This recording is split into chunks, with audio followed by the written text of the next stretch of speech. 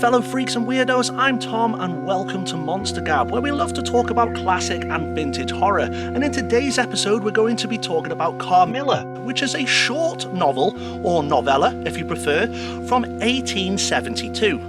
It's essentially a vampire story, some will say a love story, though I'd argue it's more of a horror story than anything, and it predates Bram Stoker's Dracula by 26 years. It's even possible that Bram Stoker took some inspiration from this novel. I mean, that's what it says on the book right there. Who knows? The story was written by Sheridan Le Fanu, and it was originally written as a serial to be published in a London-based magazine called Dark Blue.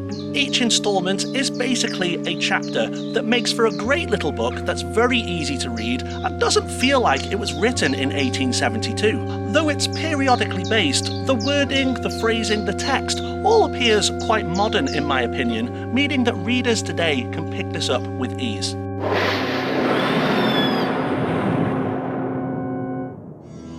So here is the synopsis then. A young teenager named Laura lives with her wealthy father in a castle located in a beautiful yet isolated forest in Styria, Austria. Laura is also lonely and longs for companionship. An accident featuring a horse and cart takes place outside of the castle, and from within it emerges a beautiful girl of Laura's age called Carmilla. Laura and her father take care of Carmilla and allow her to stay with them in the castle. Over time, the two girls become the best of friends, even more so perhaps, sharing a great deal of love and affection for one another. Meanwhile, other young girls and women in nearby towns and villages have been mysteriously dying one by one, and during this time, Carmilla displays changes in behaviour such as mood swings, bursting out into fits of rage and the occasional sleepwalking, whilst Laura experiences a presence in her bedchamber which could be described in nature as a paranormal one. But this is all very reminiscent of a dream Laura had as a child, where a beautiful young girl who resembled Carmilla visited her in bed one night and punctured her flesh above the breast with what felt like 2 needles. But what has this all got to do with everything?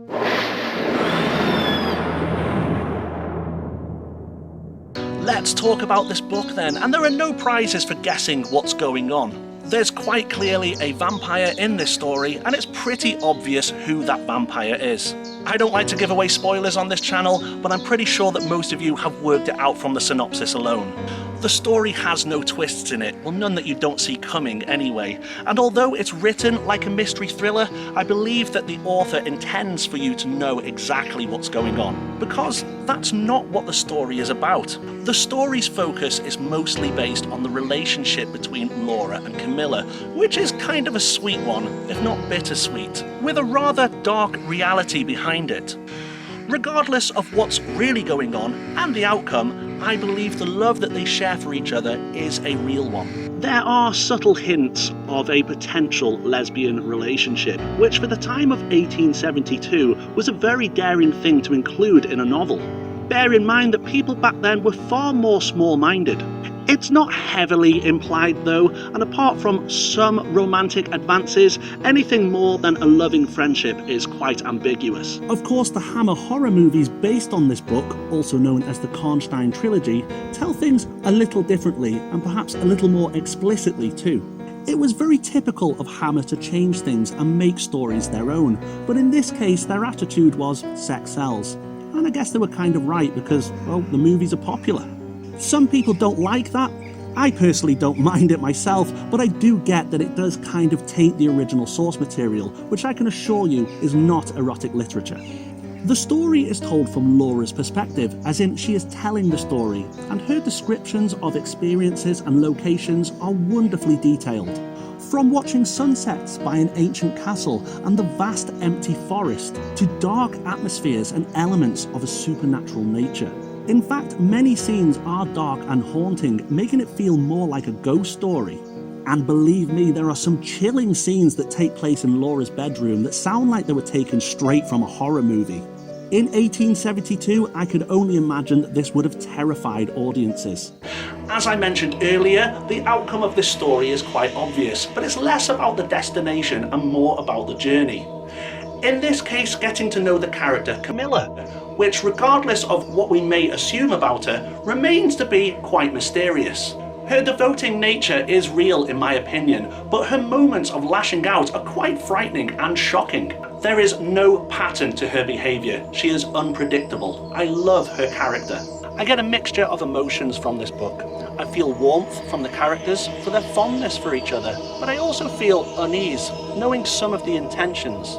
I then feel cold from the darkness and the chilling atmosphere, and when the story comes to its conclusion, I feel both relief and sadness. It's a wonderful story and I really do highly recommend it. For those of you who may be interested, I'm filming this at Castell Aberlleiniog, also known as Aberlleiniog Castle, which is a very small, tiny castle, a ruin of one in fact, located in the Isle of Anglesey in North Wales. What has it got to do with this particular video?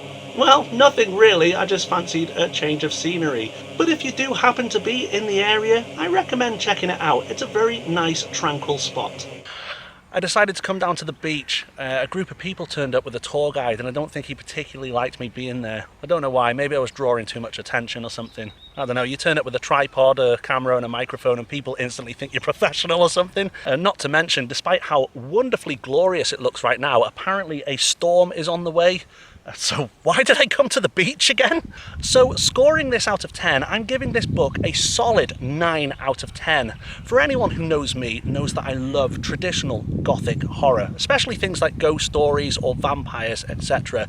Bram Stoker's Dracula is and probably always will be my favourite novel, but this is a very close second, and despite how small this book is, it really does pack a punch. It tugs on the heartstrings and it's very scary in parts too. Anyway guys, have you read Carmilla? And if you have, what did you think of it? And if you haven't, are you willing to read it now that you've seen this review? Please do let me know in the comments section.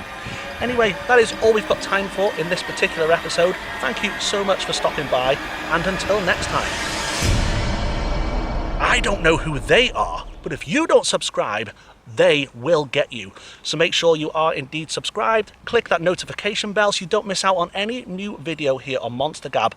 Like the video if you did indeed like it, leave a comment down there and share this with your friends. Thank you so much for stopping by, take care, see you soon, bye bye.